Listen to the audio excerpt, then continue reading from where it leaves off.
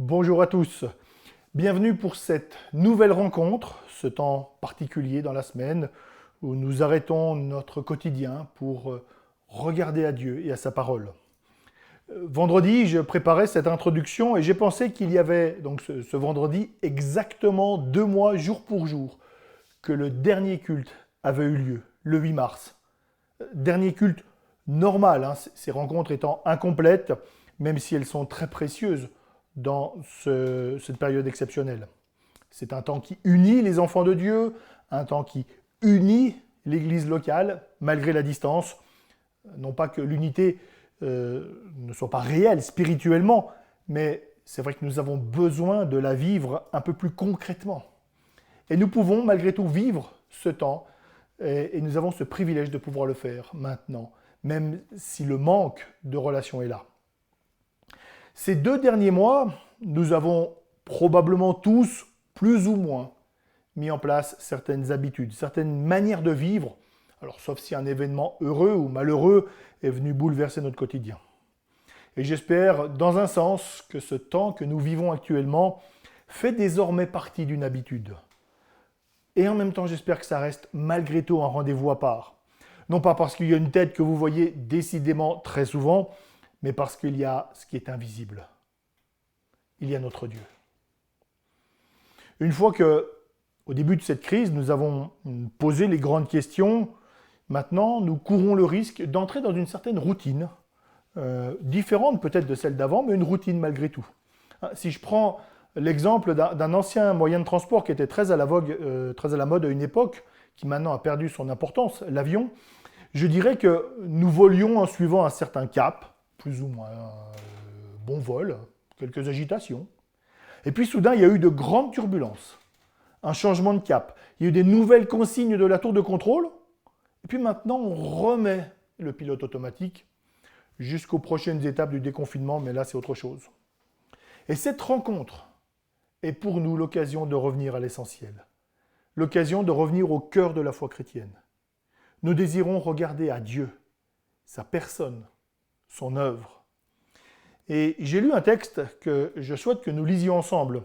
Il est écrit par le pasteur canadien Gaëtan Brassard, et nous avons déjà lu l'un ou l'autre de ces textes ces dernières semaines, et il nous rappelle qui est Dieu.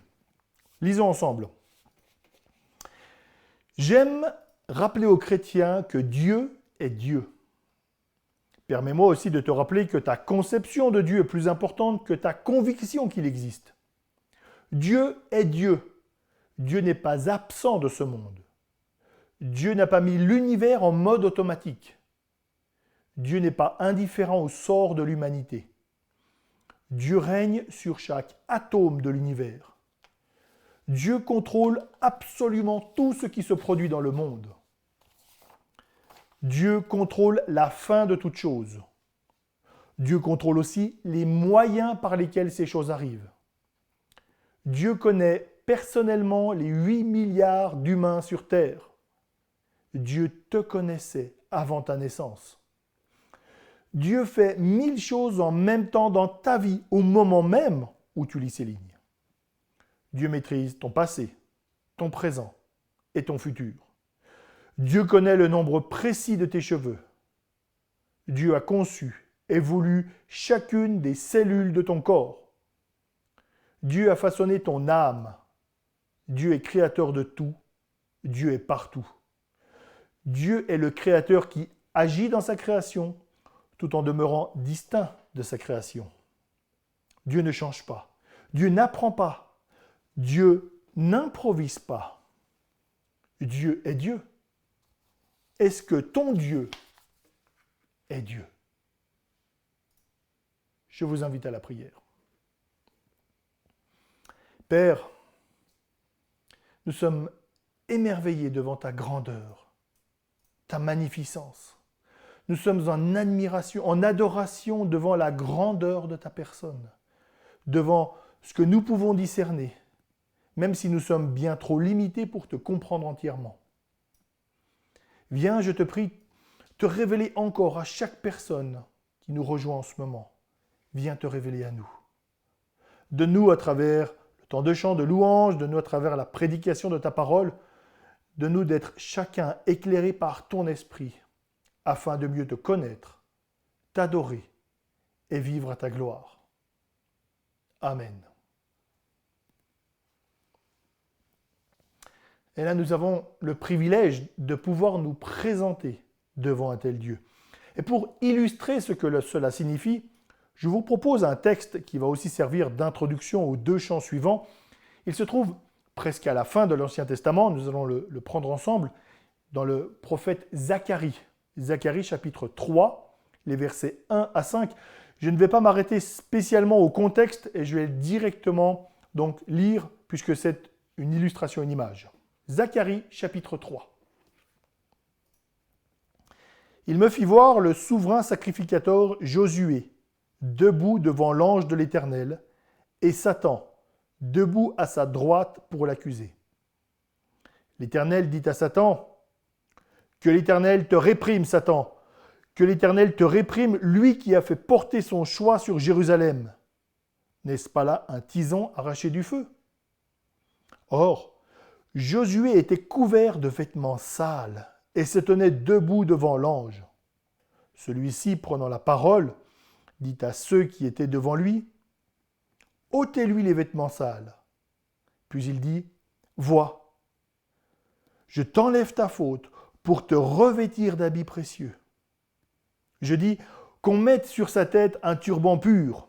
Et ils lui mirent le turban pur sur la tête, et ils lui mirent des vêtements. L'ange de l'Éternel se trouvait là.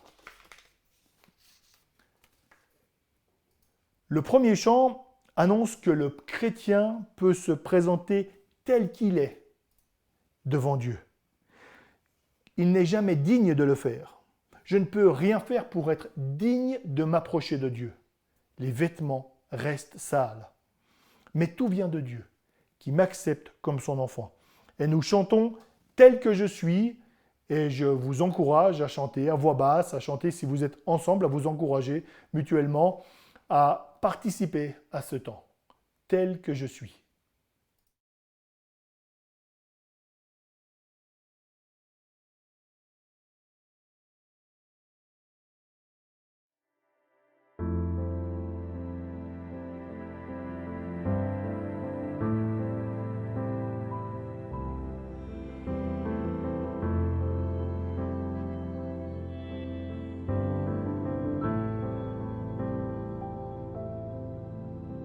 Tel que je suis sans rien à moi, sinon ton sang versé pour moi, et ta voix qui m'appelle à toi, agneau de Dieu, je viens, je viens.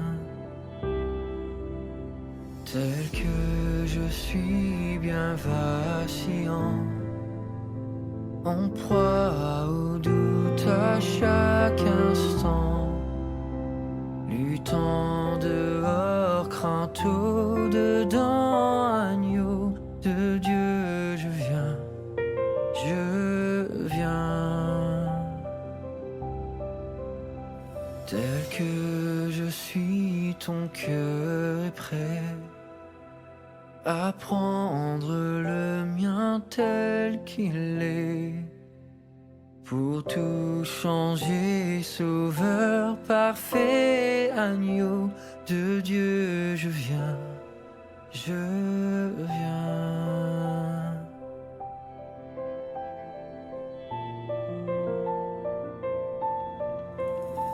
Tel que je suis, ton grand amour a tout pardonné sans retour. Je veux être à toi dès ce jour, agneau de Dieu, je viens, je viens.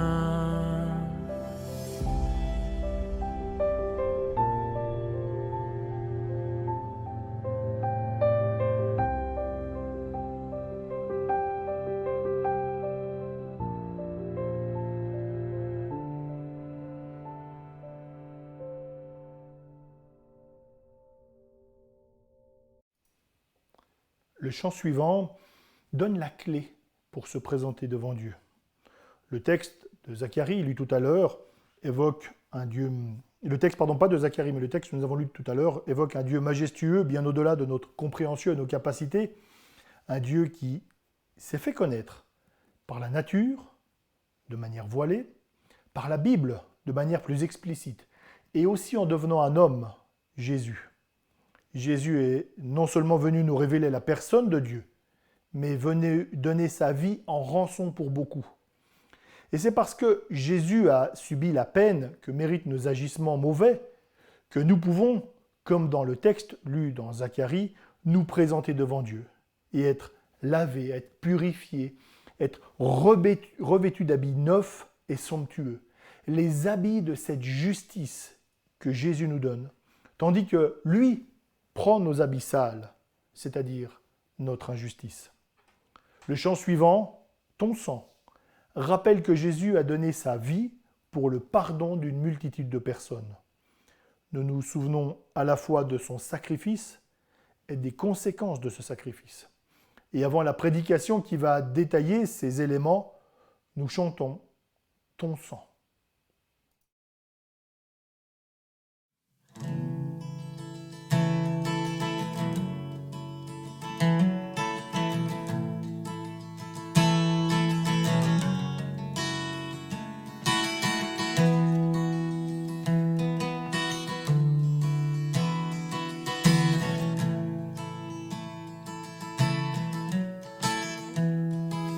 Ton sang parle beaucoup mieux que tous les vains discours entendus sur la terre. Il parle pour ma défense, proclame la justice. Jésus, c'est ton sang. La croix, témoin de ta grâce, montre le cœur du Père et nous ouvre la voie. Confiants, nous avançons, non par nos propres forces, mais seulement par ton sang.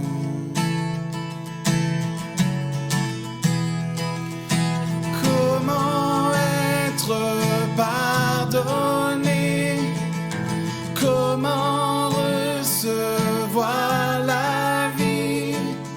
Seulement par le sang, seulement par le sang de Jésus.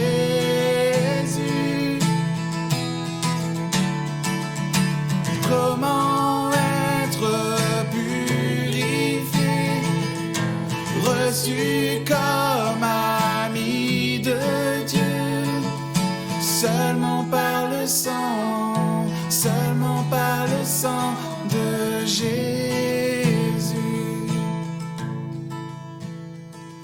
Ton sang parle beaucoup mieux que tous les vains discours entendus sur la terre.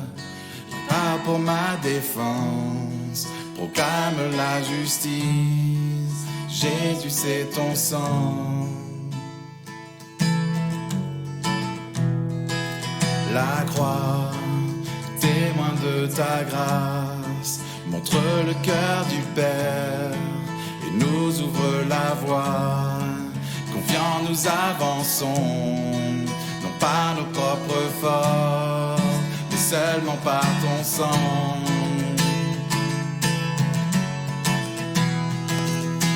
Comment être pardonné? Comment recevoir la vie? Seulement par le sang, seulement par le sang de Jésus. Comment être purifié, reçu comme ami de Dieu? Seulement par le sang, seulement par le sang de Jésus.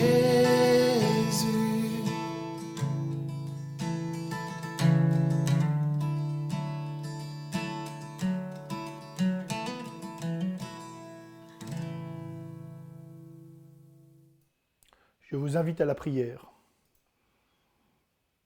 Ô Père, nous sommes émerveillés, émus, reconnaissants de ce sacrifice, de cette marque de ton amour qui, lui aussi, comme ta personne, nous dépasse.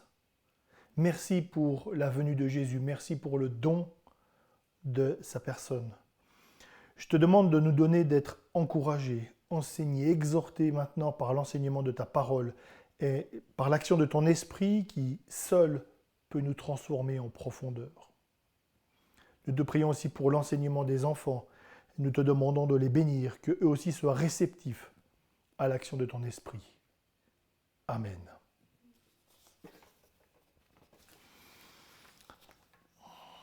Pour introduire ce temps de prédication, une réflexion, c'est que les chrétiens ont été accusés de tous les maux en France après la contamination de l'église de Mulhouse, église qui d'ailleurs par la suite a été blanchie. Les responsables ont agi correctement. L'église elle-même fait partie des premières victimes de la maladie. Mais voilà, l'accusation était lancée et le mal était fait.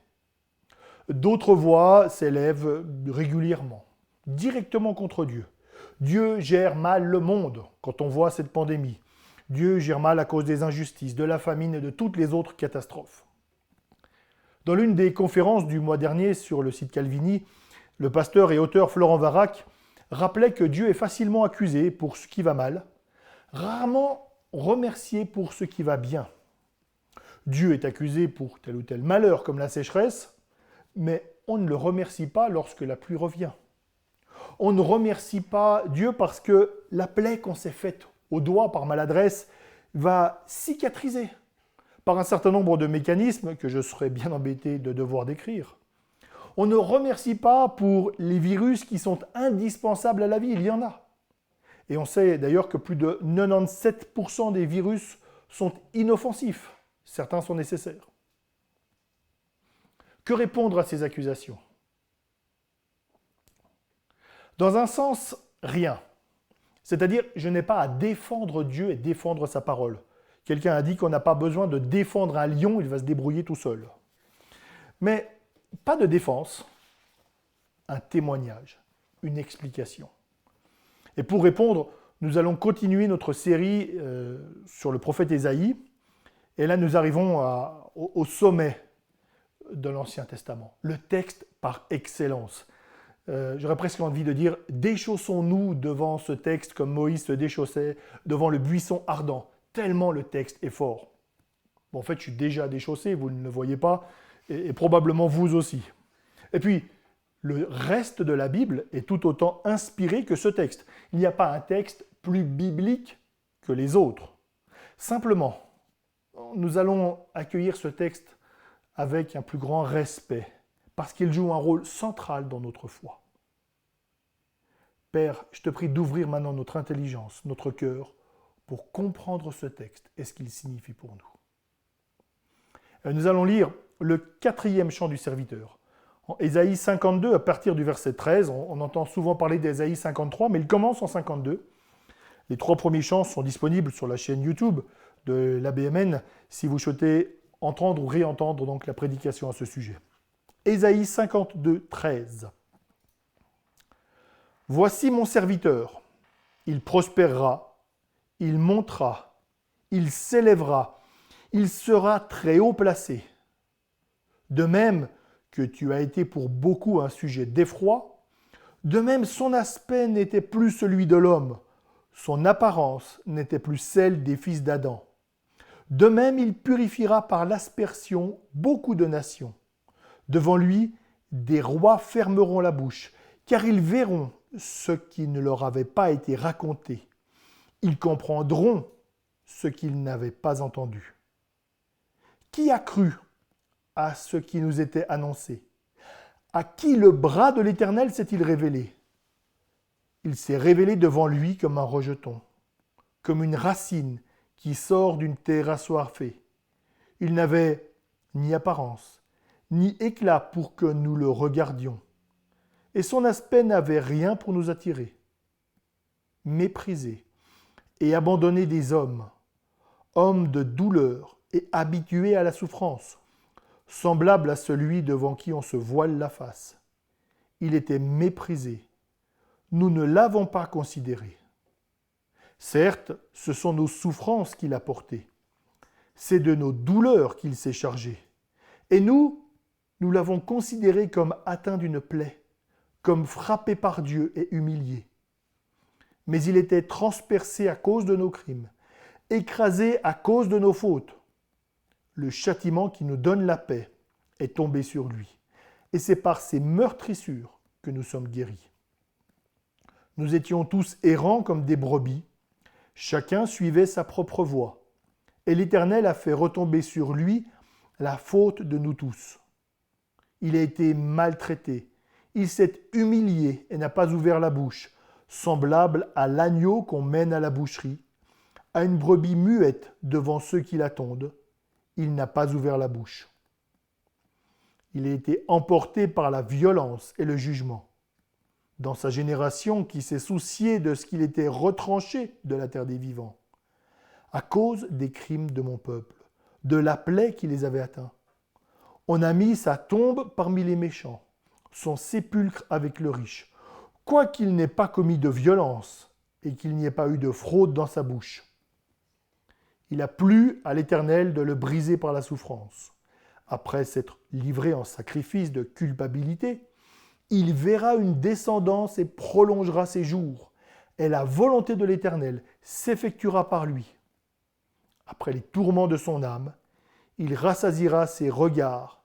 Par la connaissance qu'ils auront de lui, mon serviteur juste justifiera beaucoup d'hommes et se chargera de leurs fautes. C'est pourquoi je lui donnerai beaucoup d'hommes en partage.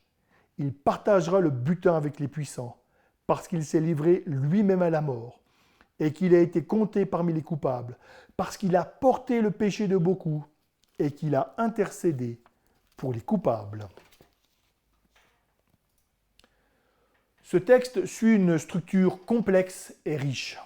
Il ne sera pas possible d'exploiter toute la richesse de ce texte dans le cadre de cette prédication. Il y a aussi de nombreuses variantes que vous avez peut-être en note de vos Bibles ou des passages qui sont traduits différemment. Je ne vais pas commenter toutes ces variantes.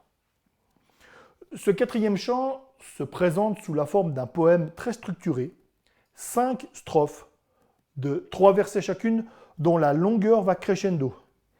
Il s'agit d'ailleurs d'un des textes de l'Ancien Testament le plus souvent cité par le Nouveau Testament.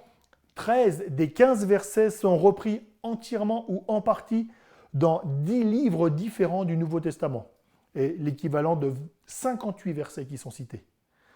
Donc, très grande richesse. Et nous allons parcourir ce texte strophe par strophe. À chaque fois, comme il se doit pour un texte de l'Ancien Testament, nous voyons le sens du passage, puis comment le texte s'est accompli en Jésus-Christ et quelles sont les conséquences pour nous. Première strophe, la mission glorieuse d'un serviteur effrayant. Les versets 13 à 15 du chapitre 52. Mon serviteur prospérera, réussira, il sera exalté. Le ton est donné d'entrée. Et il faudra garder en tête que le serviteur de l'Éternel, de Dieu, réussit, prospère et glorieux. Mais la suite de cette strophe montre une opposition entre ce que Dieu dit, le serviteur prospérera, et l'effet sur les êtres humains. Il les dégoûte. Devant sa souffrance, on tourne la tête, comme devant un horrible insecte qui est écrasé devant nous. Le serviteur suscite la peur, le dégoût, il provoque la stupeur. On se tait. On est comme frappé devant un tel spectacle. Et c'est un passage qui nous laisse face à une énigme. Comment un serviteur défiguré par la souffrance peut-il être la source de tant de bénédictions ? Réponse à la dernière strophe. Pour l'instant, on reste sur cette première strophe et nous remarquons que la souffrance déforme les traits du serviteur. Nous voyons aussi que sa mission dépasse Israël. Le premier chant du serviteur, Ésaïe chapitre 42, décrivait un roi qui vient établir la justice sur toute la terre. Les 2 chants suivants précise la mission du serviteur, mais il montre aussi que ce serviteur sera rejeté. Le message passe mal. Ici, les choses se précisent. On parle de souffrance et de purification. Souffrance du serviteur, purification effectuée. Et la traduction que j'ai utilisée, on parle de purifiera par l'aspersion, traduit un mot qui appartient au vocabulaire des sacrifices, qui est largement utilisé dans le Lévitique. Donc, le serviteur vient rendre pur ce qui est impur devant Dieu. Et ce qui est extraordinaire, c'est cette portée que sa mission a. Il vient au sein du peuple d'Israël, mais beaucoup de nations sont concernées. D'ailleurs, le mot « beaucoup » est très présent tout au long de ce chant. Comment cette prophétie s'est-elle accomplie ? Dès le Nouveau Testament, il était clair, pour Paul, pour le diacre Philippe, pour Pierre et même pour Jésus, que le serviteur est bien Christ. Si on cherche une autre solution, il est très difficile de trouver à l'époque d'Ésaïe une personne qui pourrait convenir au portrait qui est dressé ici. Il existe de nombreuses tentatives qui doivent faire énormément d'hypothèses, une très très grande gymnastique intellectuelle pour montrer qu'en fait le serviteur ce n'est pas Jésus, et ces recherches, ces tentatives ne sont absolument pas convaincantes. Par contre, si on cherche à appliquer ce texte à Christ, c'est simple, c'est évident. Sauf si on veut rejeter Jésus, son ministère, et rejeter les évangiles. Je pars donc du principe que Christ accomplit cette prophétie, mais j'ai donné ces éléments pour dire que c'est discuté.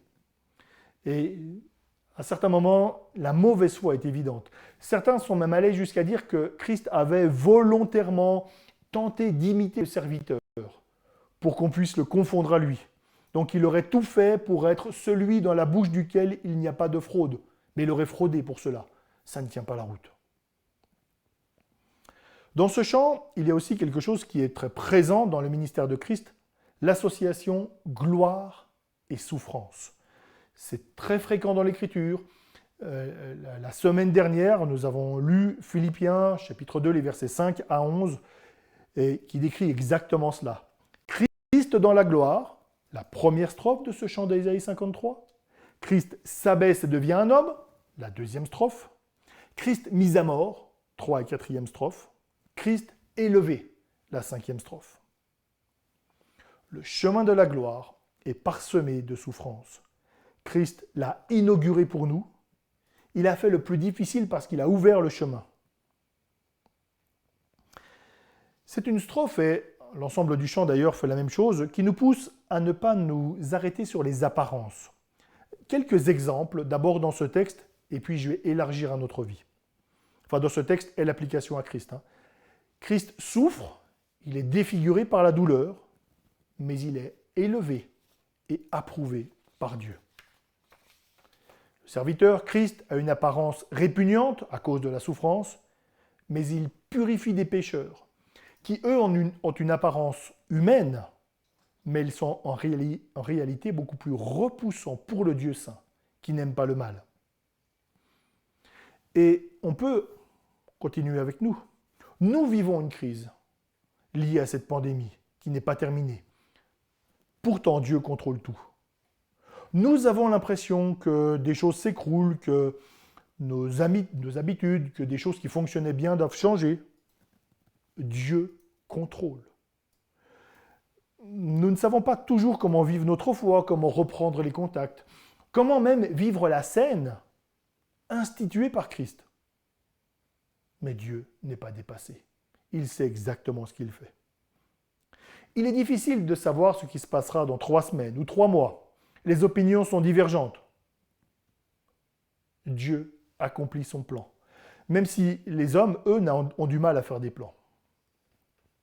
Nous avons l'impression de ne pas savoir à quoi nous attendre. Dieu continue d'accomplir son plan de salut et de restauration. Ce qui compte, et ce texte nous le rappelle, c'est le regard de Dieu, la manière dont Dieu voit les choses. Je peux trouver que j'ai un morceau de métal rond qui est très très joli, qui est bien poli, qui est résistant. Dessus, c'est écrit 5 francs, c'est une très belle pièce, qui est beaucoup plus joli qu'un morceau de papier coloré. Pourtant, si ce morceau de papier coloré est un billet de 1000 francs, il vaut 200 fois plus que ce morceau de métal, malgré les apparences. De même, un morceau de savon noir, pas très joli, peut efficacement nous protéger du virus, si on l'utilise bien, beaucoup plus que de très très belles paillettes dorées avec un superbe parfum, totalement inutiles sur nos mains, et qui ne servent qu'à salir un petit peu où nous sommes et qui ne vont pas nous protéger du virus. Donc, c'est des illustrations juste pour nous dire que ne croyons pas simplement les apparences. Et nous le savons, nous sommes habitués à ne pas croire les apparences. Alors, continuons en nous souvenant que Dieu règne encore. Dernière remarque sur cette première strophe. Paul, en Romains 15, utilise ce texte pour fonder son témoignage auprès des non-juifs. La mission du serviteur de Jésus s'adresse à toutes les nations. C'est un rappel pour nous, un encouragement. Continuons de témoigner auprès de nos proches, mais auprès aussi de ceux qui sont différents. Autre nationalité, autre culture, autre couleur de peau, autre manière de vivre, autre catégorie sociale. L'évangile est pour tous. Deuxième strophe, le Seigneur méprisé et rejeté. Les 3 premiers versets du chapitre 53.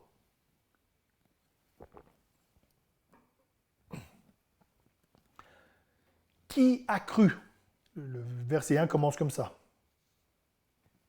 Et ensuite, celui qui vient est comparé à une pousse végétale, une tige toute frêle qui s'élève d'une souche. Rien de spectaculaire, rien de majestueux. Il n'y a même pas de quoi faire une photo sur Instagram, pas d'événement Facebook ou de post Twitter, pas la une du téléjournal. Le serviteur apparaît insignifiant. Il est même rejeté. Pourquoi ce rejet? Tout d'abord, l'entrée en scène est très modeste. Il ne fait pas partie des puissants, des grands de ce monde qui sont annoncés avec leur garde du corps, qui, dès qu'ils sont tout petits, ils sont attendus, ils naissent dans des palais au sein de familles fortunées. En plus, il n'a aucun éclat particulier. On aime, nous, les stars qui ont une apparence qui plaît. On aime les personnes qui ont ce charisme spécial, qui savent capter la lumière. Et ça, ce n'est pas lié à notre société de l'image. Bien sûr, le développement des médias ces dernières années n'a rien arrangé, mais c'est bien plus ancien. Lorsqu'Israël a dû choisir un roi, le premier choisi était Saül. De belle apparence. Il dépassait d'une tête tous les autres, au point que Samuel le prophète a pu dire « Il n'y en a pas comme lui dans tout le peuple », à Samuel 10, 24. Belle apparence, roi catastrophique. Et lorsqu'il a fallu choisir le roi suivant, Saül ayant été rejeté, Dieu a dû rappeler à Samuel que l'homme regarde à ce qui frappe les yeux, mais l'Éternel regarde au cœur, Samuel 16, 7. Et c'est humain. Et Samuel n'était pas abonné à Facebook, pas à YouTube. Il regardait déjà l'apparence. Ce qui est important dans le serviteur ne tient pas à son apparence, mais à sa mission et parce qu'il est envoyé de Dieu. Et puis, il est rejeté aussi parce qu'il souffre. Il prend sur lui la souffrance du monde, nous y reviendrons. Et on n'aime pas ceux qui souffrent. On préfère les vainqueurs. Alors évidemment, on va regarder avec une certaine condescendance ceux qui souffrent un temps. Mais on passe volontiers à autre chose. On va regarder les vainqueurs. Alors, j'ai dit tout à l'heure que ce poème suivait la vie terrestre de Christ. Sa naissance le montre. Il est né dans une étable, il n'est pas né dans un palais, au sein d'une famille modeste. Et d'ailleurs, lorsque Jésus est présenté au temple, comme la loi le demande, le sacrifice offert est celui des familles modestes. Il n'avait pas d'éclat particulier. C'est le fils du charpentier. Beaucoup de ceux qui vivaient près du lieu où il a grandi n'ont pas cru en lui. Et ensuite, il a été rejeté, méprisé. Tout au long de son ministère terrestre, il a connu le rejet et l'abandon. Plusieurs de ceux qui le suivaient ont fini par le laisser. Ceux qui attendaient un Messie glorieux étaient déçus. Ils ne comprenaient pas que le Messie glorieux promis par Dieu était en même temps le serviteur souffrant. Ils ne pouvaient pas comprendre que le roi de gloire tant attendu, le libérateur puissant, et puis ce serviteur rejeté, était en fait une seule et même personne. Et j'anticipe sur la prochaine strophe pour citer l'apôtre Pierre, qui rappelle que la souffrance de Christ annonce aussi la nôtre. 1 Pierre, chapitre 2, versets 20 à 22. Quelle gloire, en effet, y a-t-il à supporter de mauvais traitements pour avoir péché ? Mais si tout en faisant le bien, vous supportez la souffrance, c'est une grâce devant Dieu. C'est à cela, en effet, que vous avez été appelés, parce que Christ, lui aussi, a souffert pour vous, et vous a laissé un exemple, afin que vous suiviez ses traces. Lui qui n'a pas commis de péché, et dans la bouche duquel il ne s'est pas trouvé de fraude. Je m'arrête là, je reprendrai plus loin la lecture. Mais déjà, un élément clair. Jésus avait prévenu. S'ils m'ont rejeté, ils vous rejetteront. Jean 15, 18 à 20. Et cela a 3 conséquences pour nous. Première conséquence, le message de l'Évangile n'est pas valorisé dans le monde. Bien sûr, il y a parfois des points de contact. Et on va utiliser ces points de contact entre ce que pense le monde et le message de l'Évangile. Par exemple, nous pouvons montrer la dignité de tous les êtres humains, les personnes âgées, les femmes. Et là, il peut y avoir un point d'accroche. Le début de la Bible nous demande de prendre soin de la création, de la gérer intelligemment. Autre point d'accroche, même si certains mouvements écologistes vont beaucoup trop loin. Nous pouvons rappeler que les personnes sont plus importantes que les biens. Et je pourrais multiplier les exemples. Il y a des points de contact. Mais le message fondamental de l'Évangile est rejeté. Les notions de péché, de jugement, d'impossibilité de se sauver soi-même, de corruption de tout l'être humain, entièrement souillé par le mal, de loi divine universelle, l'exhortation à ne pas céder aux appétits de son corps, de rendre un culte qui honore Dieu par toute notre vie, le fait de servir humblement, cela n'est pas acceptable. Deuxième conséquence, attendons-nous donc à être rejetés, d'une manière ou d'une autre. Les églises qui s'adaptent au monde, à l'ère du temps, ne sont pas rejetées lorsqu'elles parlent de sexualité, d'épanouissement de soi, dans les mêmes termes que la société. Elles sont bien acceptées, mais elles ont refusé l'Évangile. Donc, soyons prêts à ce que tous n'acceptent pas un message plus proche de celui de la Bible. Paul, tout de suite, dès le départ, il avertissait de toutes jeunes églises que la foi chrétienne comporte une part de souffrance et de rejet. Actes chapitre 14. Alors, ne soyons pas stupides au point de provoquer ce rejet. Et j'utilise volontairement ce mot un peu rude parce que je parle en connaissance de cause. J'ai parfois provoqué le rejet à cause de ma manière d'agir profondément stupide, dépourvue d'amour, de bon sens et d'intelligence. Mais il arrive aussi, et assez souvent, que nous soyons mis de côté, moqués, voire davantage, simplement parce que l'Évangile est insupportable. Et donc, troisième conséquence, le chemin du serviteur montre la voie à suivre. C'est la fidélité à Dieu, sans chercher à adapter le fond du message à la société ambiante. Nous adaptons la forme, comme aujourd'hui, mais le message reste le même. Les valeurs concernant le mariage, le début ou la fin de la vie, l'utilisation du temps, le service, l'oubli de soi ou le témoignage, ces choses-là n'ont pas changé depuis des siècles. La volonté de Dieu reste le socle pour construire notre vie et notre message. Le serviteur a choisi le chemin du service. Je sais, c'est un pléonasme, mais qui relève quelque chose d'important. Il montre le chemin de l'obéissance pour que nous marchions sur ses traces, même s'il y a aussi la souffrance. Je propose de relire ensemble la troisième strophe qui est au cœur du message. Troisième strophe, Ésaïe 53, les versets 4 à 6.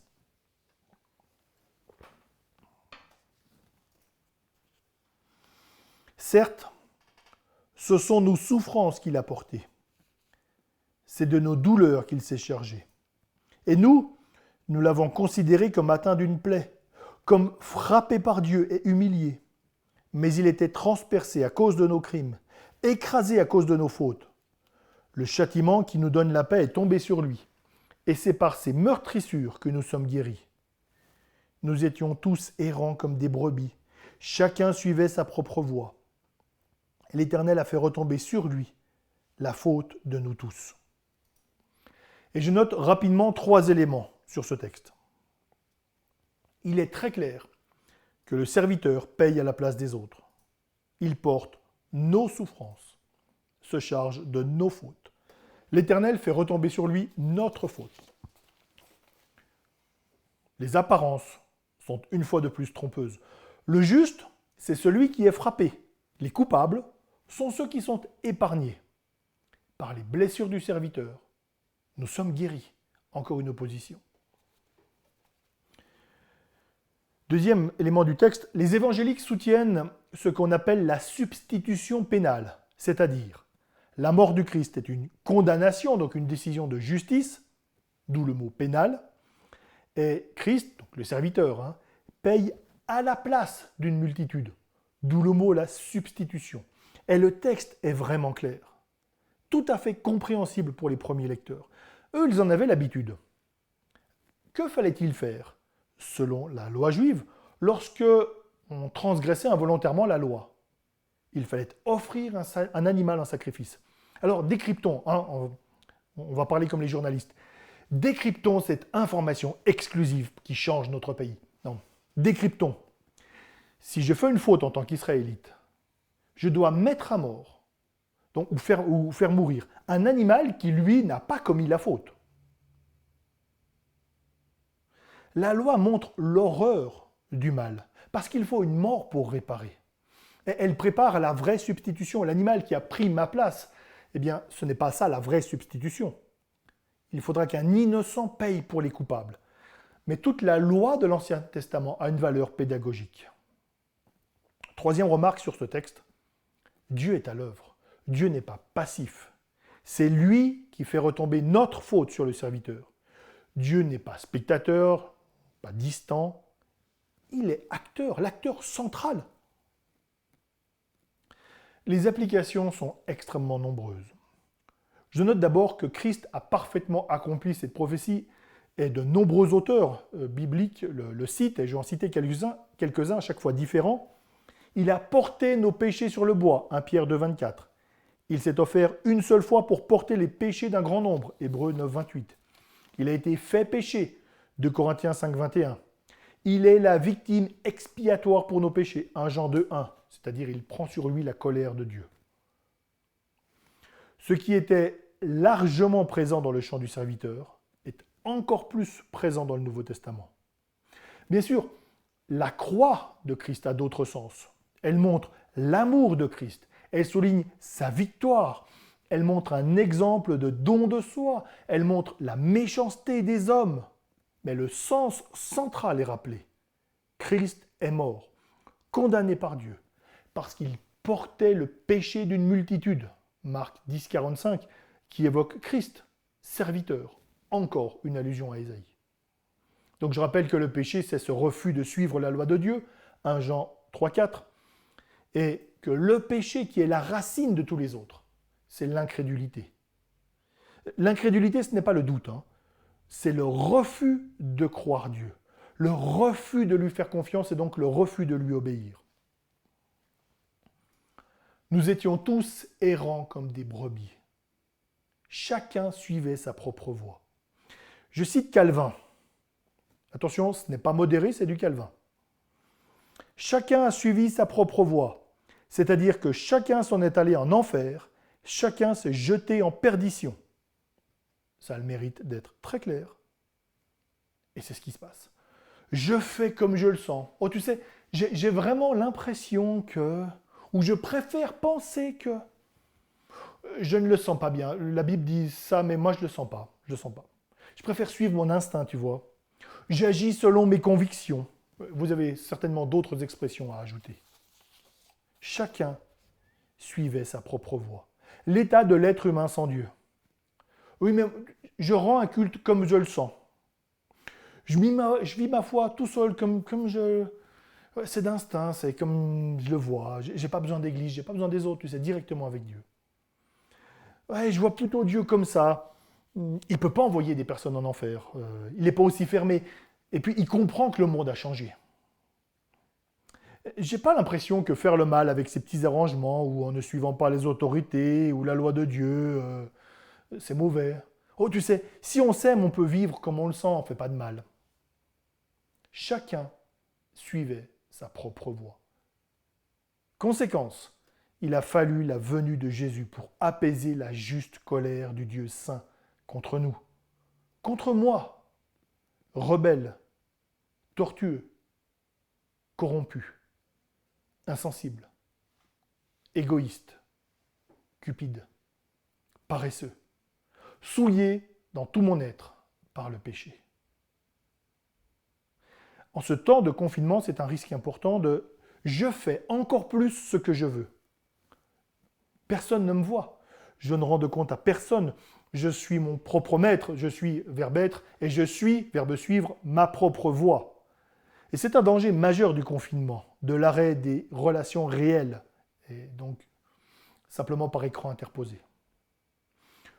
Le serviteur, lui, n'a pas suivi sa propre voie pour racheter des hommes et des femmes qui ont voulu suivre leurs instincts, décider par eux-mêmes ce qui est bien et ce qui est mal.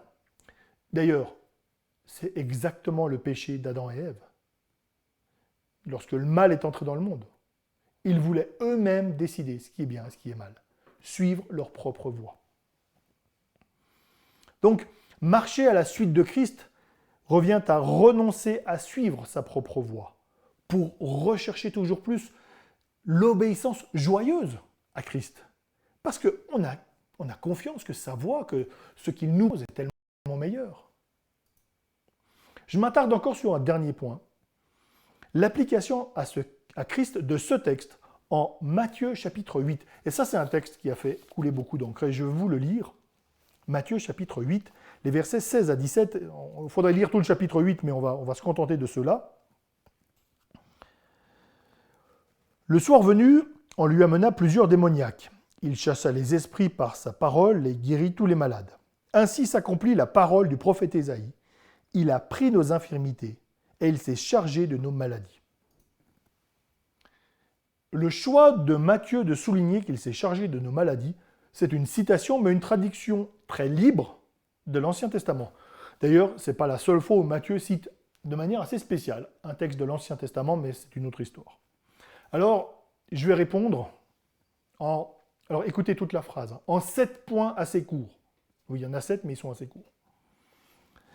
Premier point, il a payé pour nos péchés. Tous les textes le disent. Il a été fait, Christ a été fait péché, il n'a pas été fait maladie. Il a pris sur lui nos péchés, il n'a pas pris nos maladies, il a pris le péché sur lui. Donc, il n'y a pas d'équivalence possible. Christ nous délivre instantanément de la culpabilité du péché, mais pas des atteintes de la maladie.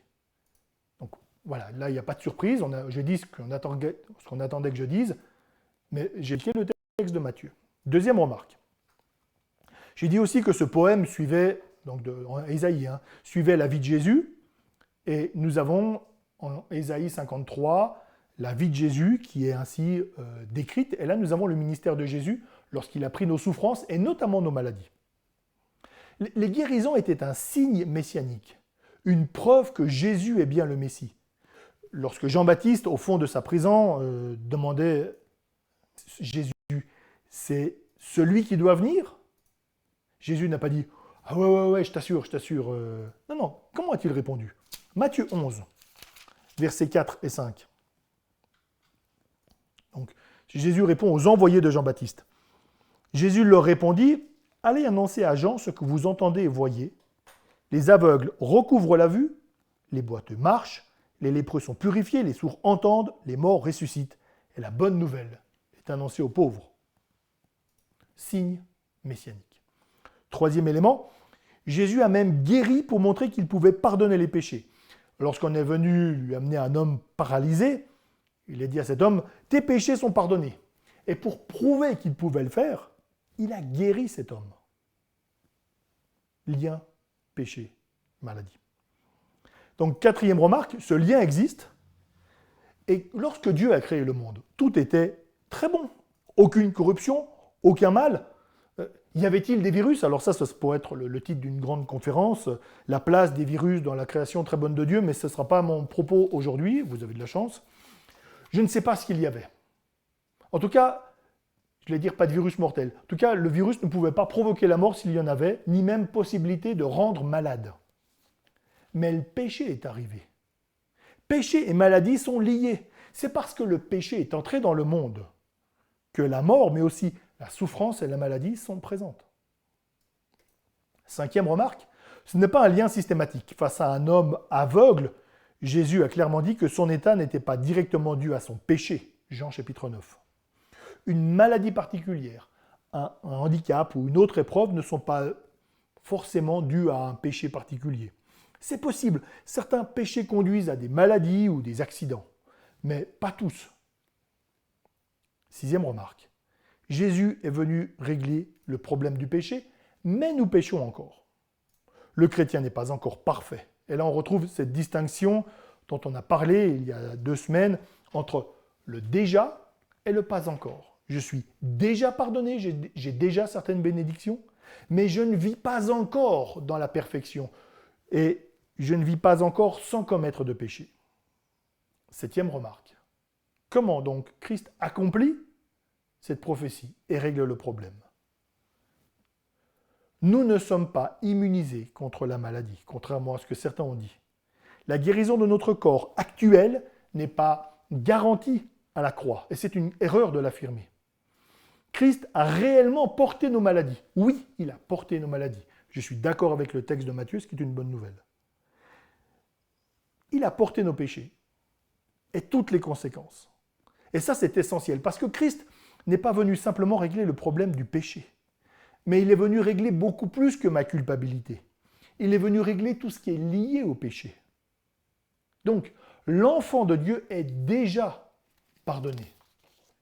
Mais l'enfant de Dieu n'est pas arrivé au stade où il ne pêche plus. Pas encore. Cela arrivera, mais ce n'est pas encore le cas. Et donc, l'enfant de Dieu, de la même manière, n'est pas encore délivré de la maladie. Cela arrivera. Les miracles de Jésus donnent un avant-goût des conséquences de la mission du serviteur.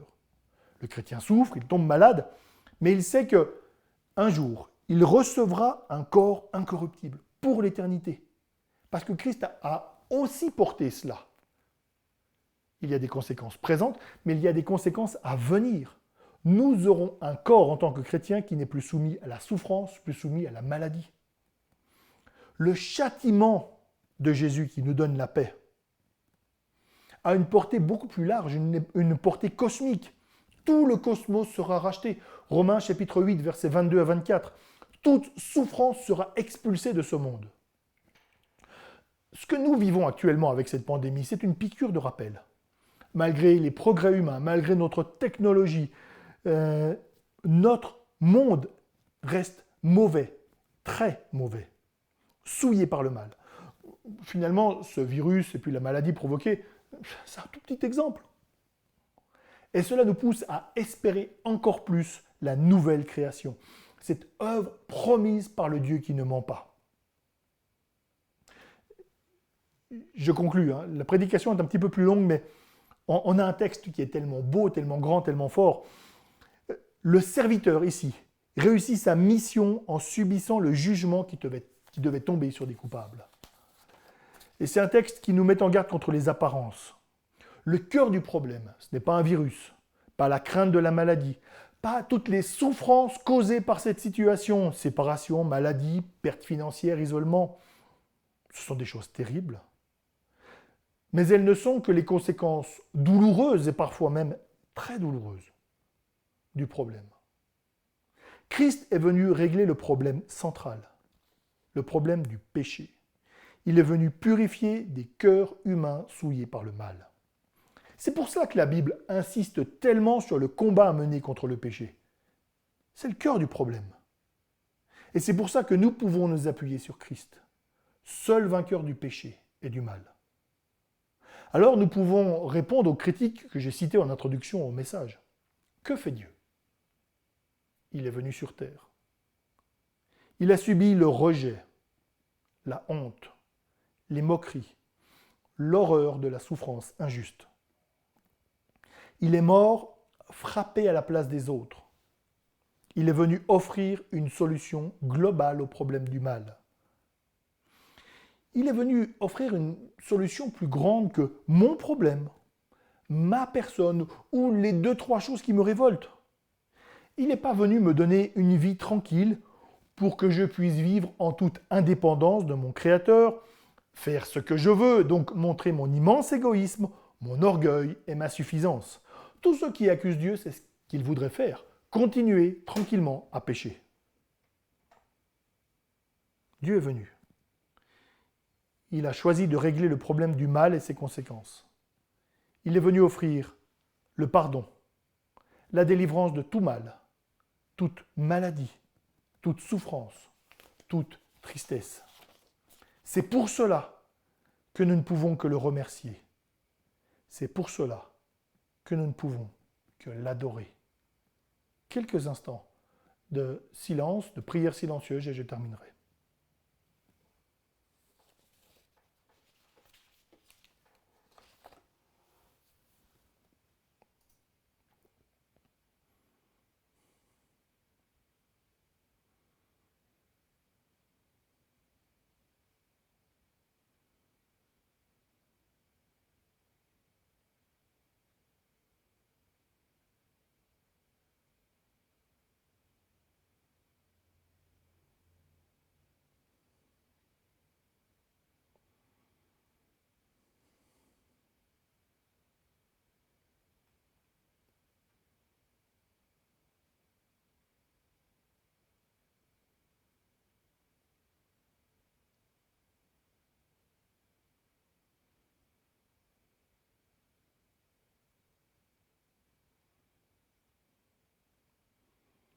Merci notre Dieu d'être venu régler le problème central. Merci pour le serviteur. Merci pour Christ qui a enduré toute cette souffrance pour régler ce problème du péché, pour notre purification, pour que non seulement notre culpabilité soit effacée, mais aussi pour que, comme nous l'avons lu, nous revêtions des habits somptueux pour l'éternité, délivrés de la présence, du pouvoir, délivrés de l'attrait du péché et de toutes ses conséquences. Merci notre Dieu parce que ton œuvre nous dépasse tant elle est grande. Mais dans ce que nous comprenons, nous voulons nous en émerveiller. Tellement, notre Dieu, tu fais des choses belles, parfaites. Nous te remercions pour qui tu es, pour ce que tu as fait. Te remercions pour cet amour que tu as manifesté pour nous. Te remercions pour la croix. Amen.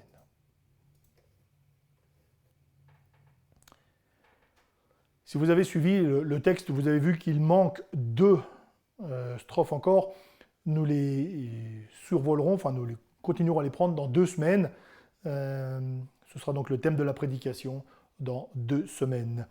Et maintenant, nous proclamons notre foi, la foi que le sacrifice de Jésus est suffisant, avec le chant « Jésus a tout payé ». Et nous le prenons comme une prière, qu'elle soit lue ou chantée, une prière que nous adressons à Dieu. Jésus a tout payé.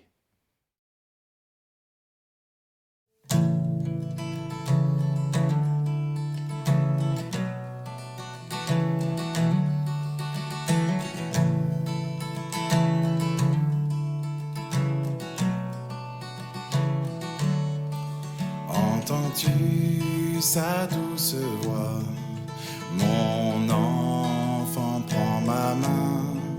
Dans ta faiblesse, viens à moi.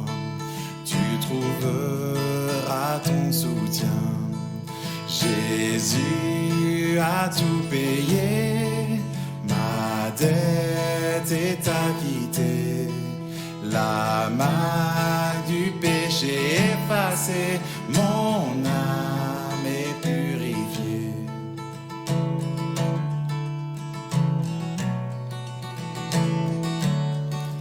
Dénué de tous mes risques, mais de grâce comblée par le sang de Christ j'hérite d'un habit de sainteté. Jésus a tout payé, ma dette est acquittée, la marque péché effacé, mon âme est purifiée.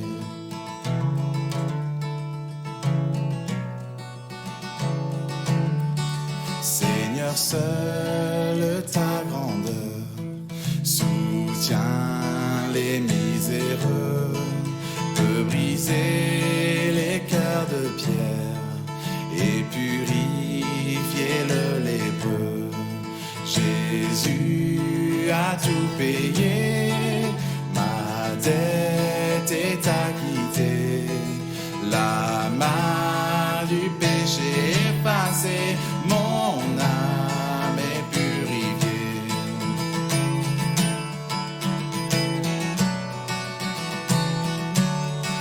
Béni sois-tu, Sauveur sublime, ô libérateur de l'abîme. Béni sois-tu, Sauveur sublime, tu m'as racheté de la vie. Béni sois-tu, Sauveur sublime, ô libérateur de la vie. Béni sois-tu, Sauveur sublime, tu m'as racheté de la vie. Au grand jour devant le trône, en lui glorifié, Jésus mourut pour mon âme, à jamais je le louerai. Jésus a tout payé, ma dette est acquittée, la marque du péché effacée, mon âme est purifiée.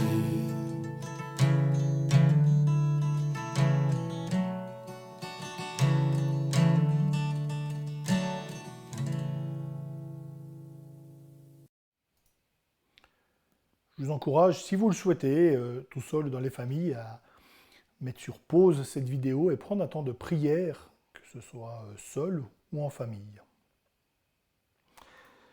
Je vous invite maintenant à prier avec moi un temps que nous avons l'habitude de prendre il y a 2 mois maintenant, une manière de nous placer devant Dieu, d'élargir notre horizon en priant pour que le Dieu, le roi de l'univers, soutienne, encourage, touche d'autres personnes, nous-mêmes, la société, le monde. Nous prions.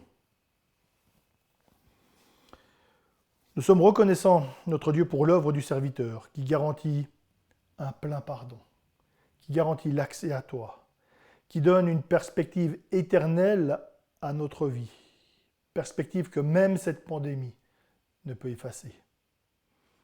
Nous voulons te dire merci pour ton amour envers des personnes comme nous qui ne le méritent pas.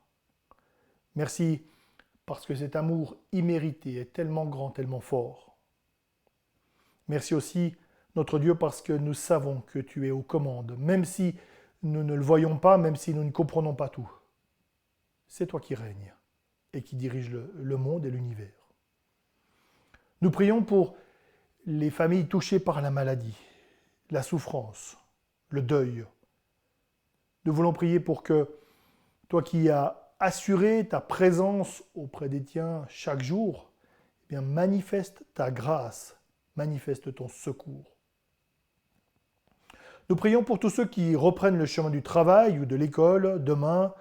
Nous voulons te demander que tu donnes une nouvelle motivation et toute sagesse pour s'adapter à une situation peut-être nouvelle ou pour continuer dans des conditions qui ne sont pas celles que nous connaissions il y a quelques mois. Nous prions pour la protection de chacun et prions pour une semaine vécue dans la paix. Nous prions pour le personnel médical, nous prions pour toutes les professions tellement sollicitées ces dernières semaines. Je te demande de renouveler les forces, de donner toute sagesse aux employeurs, de ne pas surcharger, qu'ils ne surchargent pas les employés. Nous prions aussi pour notre pays, pour toutes les décisions à venir. Nous te demandons de donner à chacun de savoir vivre avec ces nouvelles règles et d'accorder aux politiciens et aux personnes qui ont des responsabilités toute sagesse pour prendre les décisions appropriées. Nous prions aussi pour le témoignage auprès de ceux qui ne te connaissent pas. donne de savoir trouver de nouvelles formes adaptées à la situation afin de faire connaître ce même message de l'Évangile, seule source de salut, et de faire connaître Jésus-Christ, seul Sauveur. Nous prions tout particulièrement pour le témoignage auprès des musulmans pendant ce mois de Ramadan, ce témoignage en Suisse, en Europe, dans les pays musulmans. Donne à tes enfants d'être à la fois audacieux, mais aussi sages et prudents dans leur approche. Nous prions notre Dieu pour que tu continues de te révéler aux musulmans, que ce soit par tes enfants, que ce soit par des rêves ou par d'autres moyens dont tu disposes, afin que de nombreuses personnes vivent, expérimentent la libération que produit ton évangile.